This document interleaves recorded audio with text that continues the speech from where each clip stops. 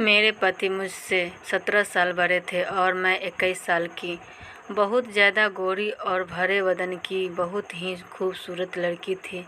मुझे जो देखता वह दीवाना हो जाता। और मेरे पति देखने में बहुत लंबे चौड़े थे और उनके सर पर बाल भी नहीं थे। उनका बर्ताव मेरे साथ अच्छा नहीं था।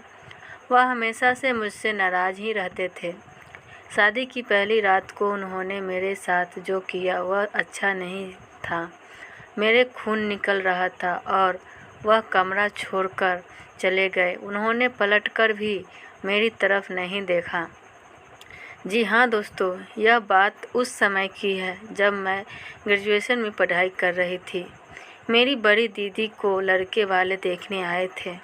उन्होंने मेरी दीदी को पसंद कर लिया था और शादी फिक्स कर दी थी। मेरे माता पिता और हम लोग भी बहुत खुश थे इस शादी से। यह हमारे घर की पहली शादी थी। हम सब लोग बड़ी धूमधाम से शादी की तैयारियां में लगे हुए थे। आखिरकार शादी वाला दिन आ ही गया। घर पर बारात आ गई। मंडप में दूल्हा बैठ गया और लड़के वालों ने कहा, जाकर दुल्हन को बुलाकर लाओ। हम सब लोग अपनी दीदी को बुलाने उनके कमरे में गया, लेकिन जब कमरा खोलकर देखा तो हम सब लोग हैरान रह गए। वहाँ पर दीदी नहीं थी। वहाँ सिर्फ एक लेटर मिला जिस पर लिखा हुआ था, पूजनीय पिताजी और माताजी, मैं यह शादी नहीं कर सकती।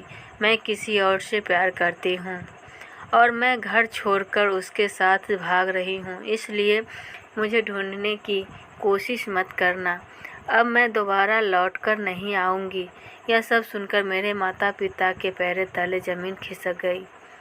सोचने लगी कि क्या किया जाए। अब तो बेइज्जती हो जाएगी पूरे समाज में। फिर मेरी मम्मी ने मुझसे कहा, बेटा एक ही उपाय है कि तुम दुल्हन की जगह ले लो। अब हम लोगों की इज्जत तुम्हारे हाथ में ही है। मेरी तो कुछ समझ में नहीं आ रहा था कि अब मैं क्या करूं। मम्मी को ना भी नहीं बोल सकती थी क्योंकि हम लोगों की इज्जत का सवाल था। इसलिए मैं दुल्हन के कपड़े पहनकर मंडप में बैठ गई और मैंने यह शादी कर लिया। मैंने यही सोच रही थी कि जब दूल्हे को पता चलेगा तो क्या होगा। मैं घूंघट ओढ़कर अपने ससुराल में बैठी थी। रात को जब दूल्हा आया और उसने घूंघट उठाया तो पूछा, तुम को तो उसकी छोटी बहन तो हो, तुम यहाँ क्या कर रही हो? जाओ तुम अपनी बड़ी बहन को बुलाओ। मैंने अपने पति को सब कुछ सच सच बता दिया। यह सुनने के बाद वह बहुत तेज गुस्सा हुआ और मेरे मुंह पर 2-3 थप्पड़ लगा दिया और मैं वहीं पर गिर गई। मेरे बहुत तेज़ी से खून निकलने लगा, लेकिन उसने मेरी तरफ ध्यान नहीं दिया और बहुत चिल्लाया और कमरा छोड़कर बाहर चला गया। मैं रात भर रोती रही और मैं कर भी क्या सकती थी। आखिरकार गलती हम लोगों की ही थी। ऐसा कई महीनों तक चलता रहा। उन्होंने कभी भी मुझे एक्सेप्ट नहीं किया। इसी कारण आज तक हम लोगों को कोई बच्चा भी नहीं है। मेरे पति बहुत अमीर थे। उनके पास पैसा, दौलत, सोना, चांदी बहुत ही है, लेकिन बस हम लोगों के पास सुकून नहीं है। हम लोग जब भी बाजार जाते थे तो लोग मुझे उनकी बेटी समझ लिया करते थे। यह देखकर वह मुझसे और भी ज़्यादा जल जाते थे, इसलिए वह मुझे कभी भी अपने साथ लेकर नहीं जाते थे। एक दिन मैंने पड़ोस में एक लड़के को देखा जो मुझे घूर रहा था। मैंने जब ध्यान से उसको देखा तो यह वही लड़का था जो मेरे साथ मेरे क्लास में पढ़ता था। उसका नाम रोहित था। हम लोग कभी एक साथ बैठकर बात कर लिया करते थे। मेरे पति से तो मेरी हमेशा लड़ाइयाँ ही होती थी। पूरा मोहल्ला हम लोगों पर हंसता था और हम लोगों की लड़ाइयों को देखकर मज़े लेता था, लेकिन केवल रोहित ही था जो मेरे दुख दर्द को समझता था। एक दिन मैं और रोहित घर के बाहर खड़े होकर बात कर रहे थे, तभी अचानक मेरे पति आ गए और उन्होंने हम दोनों को देख लिया। वह मेरे ऊपर बहुत चिल्ला रहे थे और मुझसे लड़ाई कर रहे थे। मैंने उनसे कहा कि मैं अब कभी उससे बात नहीं करूँगी, लेकिन वह मेरी बात सुनने को तैयार नहीं थे। बहुत ही ज़ोर ज़ोर से चिल्ला रहे थे, जिसकी वजह से उनका बीपी बहुत हाई हो गया था।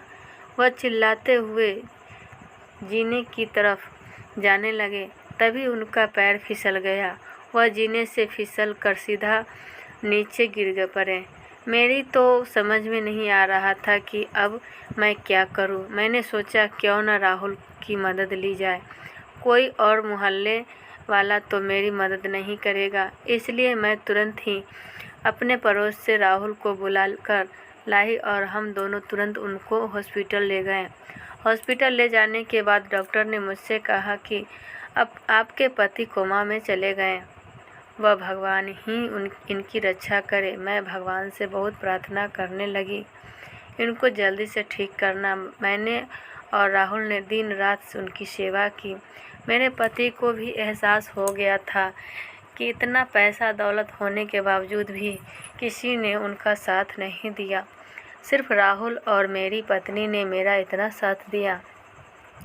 एक दिन डॉक्टर ने मुझे कॉल की और कहा आपके पति होश में आ गए हैं, जल्दी आ जाइए। मैं और राहुल जल्दी से हॉस्पिटल पहुँचे। मेरे पति ने मुझसे कहा कि अब मेरे पास ज़्यादा समय नहीं है, यह लो बक्से की चाबी, तुम और राहुल आपस में शादी कर लेना। मैं अब इस दुनिया से जा रहा हूँ, तुम लोग हमेशा खुश रहना। यह कहते ही वह इस दुनिया से चले गए। हम लोग बहुत रोए और उनको अंतिम विदाई देकर अपने घर लौटे तो वह चाबी से हम लोगों ने वहाँ बक्सा खोला तो हम लोगों के होश उड़ गए। उस बक्से में इतना सोना चांदी था कि हम लोगों की 7 पुश्तें बैठकर खा सकती थी। मैंने और राहुल ने शादी कर ली। आज हमारे 2 बच्चे भी हैं। आज हम लोग मज़े से अपनी ज़िंदगी जी रहे हैं और बहुत खुश भी हैं। दोस्तों, अच्छे इंसान के साथ हमेशा अच्छा ही होता है। ज़िंदगी में आप सिर्फ भलाई करते रहिए, वह भलाई का फल आपको एक दिन ज़रूर मिलेगा। एक नई कहानी साथ आपसे फिर मिलने ज़रूर आऊँगी। धन्यवाद दोस्तों। आप अगर मेरे चैनल पर नए हैं तो सब्सक्राइब कर दीजिएगा। अगर पहले से सब्सक्राइब कर चुके हैं तो बेल आइकन दबा दीजिएगा, ताकि मैं जो भी वीडियो डालूँ आपके पास नोटिफिकेशन जल्द से जल्द पहुंच जाए। मेरे चैनल को लाइक कीजिएगा, शेयर कीजिएगा। अब प्यारा प्यारा भरा सा एक कमेंट ज़रूर कीजिएगा, कैसा लगा आप लोगों को ये वीडियो।